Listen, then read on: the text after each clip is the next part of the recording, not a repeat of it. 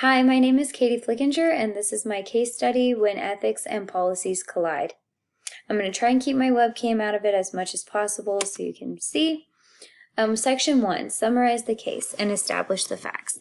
So in the case, When Ethics and Policies Collide, the assistant principal, Richard Inman at Rocket Junior High, was put in an ethical dilemma involving two students.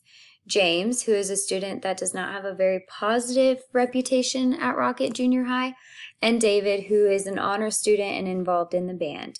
James was called to the office by Mr. Inman due to his 3 tardies that he had this week. As James was leaving his 5th hour, a teacher in the hall caught James giving something to David. The teacher observed that David seemed a little nervous, so the teacher called the assistant principal and said that James might have possibly passed David some drugs to hold on to. Mr. Inman decided to have the school officer come get David out of class to figure out what's going on. James and David sat in Mr. Inman's office, and the officer asked the boys what had taken place in the hallway. James simply said that he asked David to hold something for him. When the officer asked David what he was holding for James, David started shaking and got silent and scared and uncomfortable. The officer searched David and found brass knuckles. This is a prohibited weapon on school grounds, which results in a felony offense, so David was handcuffed. James quickly said that he threatened David and forced him to hold the brass knuckles for him. Mr. Inman felt bad for David, but was relieved to hear that David had not committed the crime and that James had done the right thing and told the truth. However, the officer cuffed both of the boys and sent them both to jail. The officer explained to Mr. Inman that this was a district policy and both boys were guilty of possession of weapon, which would result in 45-day expulsion for each boy. Both parents were called. David's mother was very upset, while James's mom did not seem concerned. Mr. Inman did not feel that David should be expelled, so he ripped up David's expulsion papers. James, however, was expelled, but David went back to school. Later on, Mr. Inman was asked to either follow district policy and expel David, or be written an official reprimand, which would be included on his personal file if he did not comply.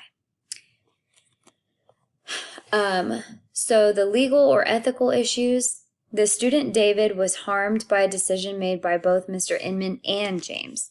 David was harmed by James's decision to force him to hold his weapon because obviously that resulted in David getting in trouble and getting put in jail, as well as facing 45 days of expulsion. David was also harmed by Mr. Inman's decision to get the school officer involved before talking to the boys to find out what's actually going on. If Mr. Inman would have just asked the boys what had happened, David would not have been charged with holding a school weapon on the school grounds. But because an officer was involved, Mr. Inman is required to uphold the policy.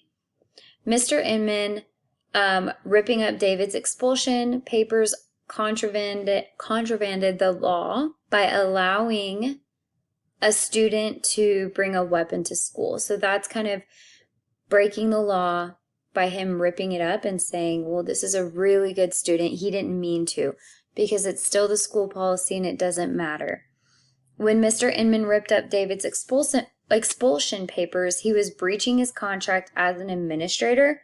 As an administrator, you're supposed to uphold the school policy and follow it for each student. The law clearly states that this is a felony to have a possession of a prohibited weapon on school property. The district has a zero-tolerance policy that demands both students to be expelled for no less than 45 days into the district's disciplinary alternative education program. This case is very complex because one student was threatened. He didn't bring the weapon to school. He was threatened, and he was nervous and did not know the gray area is that he did not know how to handle the situation. Technically, David did have a weapon on his person while at school, but the weapon was not his, and he was forced and threatened to carry the weapon. This case is also complex because an officer was involved before the students had a chance to explain what had happened. Mr. Inman is at an ethical dilemma because he knows each of the students, and he personally feels it's not fair for David to get in trouble when he was the victim in the situation. Mr. Inman has to expel David because it's district's policy, but he does not feel like it's right. He feels like it's his duty to be an advocate for David, since David was a victim in the situation. So in a single sentence, this is exactly what happened. The assistant principal was faced with an ethical dilemma when James forced and threatened David to hold a prohibited weapon for him. The boys got caught, and both the victim and perpetrator got in trouble. Essentially, that's exactly what this case study is saying. It's an ethical dilemma because both the victim as well as the perpetrator got in trouble. So I'm going to synthesize the facts. So the people involved, there's Mr. Richard Inman. He's the assistant principal. He's a male who cares about the students. He wants to cultivate relationships. He stays after and plays basketball with the tough kids. He is described as a South Side kid himself, so he understands where some of these kids are coming from, and he loves his students. There's James. He's a tough-to-reach student. He's 15. He has tattoos, a male, troublemaker, leader of his group. He's the one who brought the brass knuckles, which implies that he is a fighter. There is David. He is a scholar, a male, a band student. He is not in trouble. He's not known for getting in trouble. He's very timid, nervous. He is the victim. There's the officer. He follows the rules and does his job correctly, and he is a male. James's mother, she does not seem to care about the decisions James makes. Uninvolved female. David's mother, she's concerned for her son. She seems like an involved mother. She's a female. And then there's the teacher who's concerned for the students. I'm not sure the gender. As far as the place, it is at a suburban middle school called Rocket Junior High, which is a public school. This happened in the hallway. This happened also in Mr. Inman's office, and jail is also a location in this case study. The program is that it's a public school. They have a DAEP, which is a disciplinary alternative education program, and it's for middle school. To review and prioritize the information, the conflict could be damaging to stakeholders or community because there was a prohibited weapon brought to the school property. This is dangerous for the other students as well as people in the community. David and his family have an important stake in the outcome because they are directly involved and they are members of the community. The relevant stakeholders have not been consulted because this was between the people involved and not the rest of the community.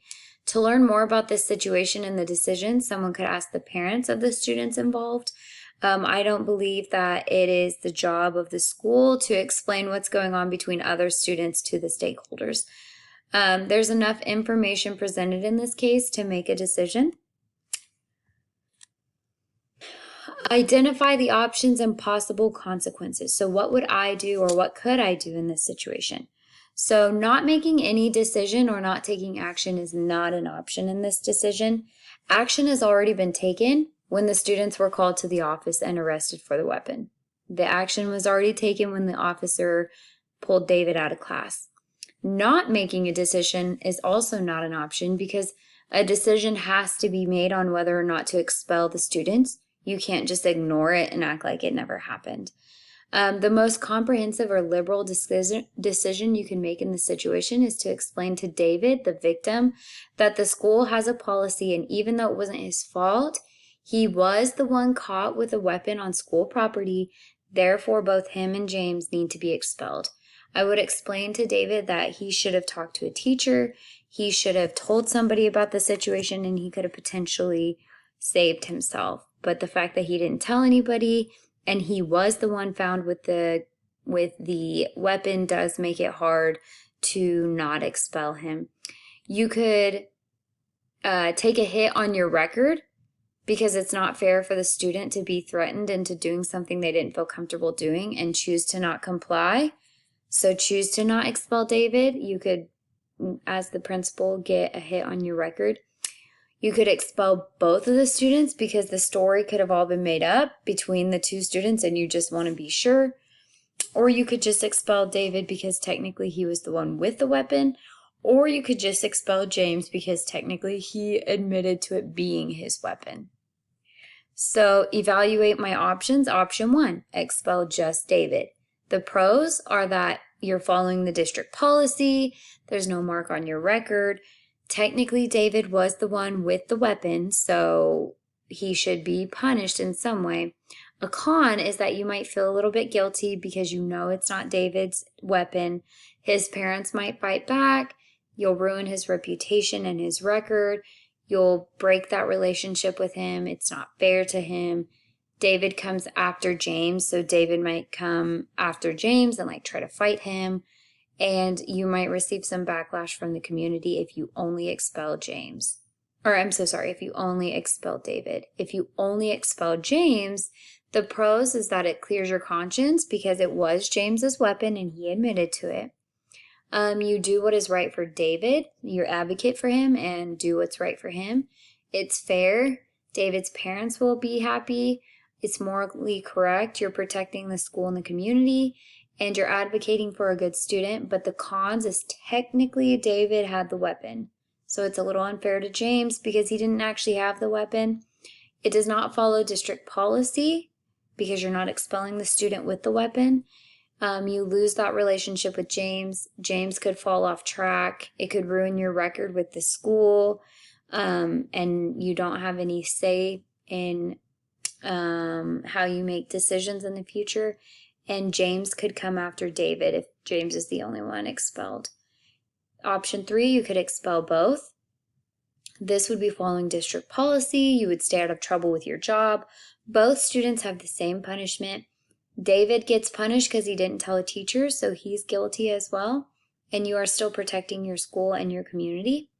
The cons is that it's not David's weapon. David's record would be ruined. You'll lose that relationship with David and his parents, and you might get backlash. The last option is you could have a less severe consequence for David, such as suspension, community service, or a class on peer pressure. This would be a good thing because it still holds David accountable for not telling anybody about the weapon, and you are still punishing both students, and it doesn't really ruin David's record. The cons is that it's not fair to James because he wasn't holding the weapon.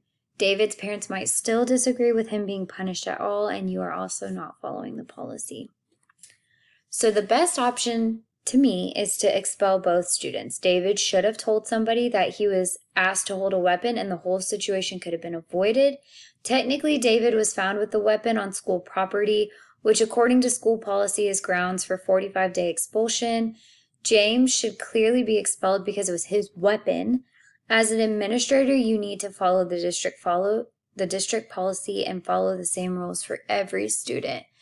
The stakeholders within the community would be involved. Their support would be needed, and the decision would be made to continue to keep the school, staff, community, and everybody safe. And then I feel like I have created creative options for solutions. Having David have less severe punishment was creative because it allowed David to still be held accountable for falling to peer pressure and not telling an adult, but it also doesn't ruin his record. I did not choose this option because at the end of the day, you are the administrator and it is your job to follow the school policy. So steps I would take to solve the problem, I would call both of the boys and both of their parents into the office, I would then explain the school policy to everybody. Next, I would have an individual meeting with each student and their parents discussing their specific consequence. After that, I would answer any questions that they would have.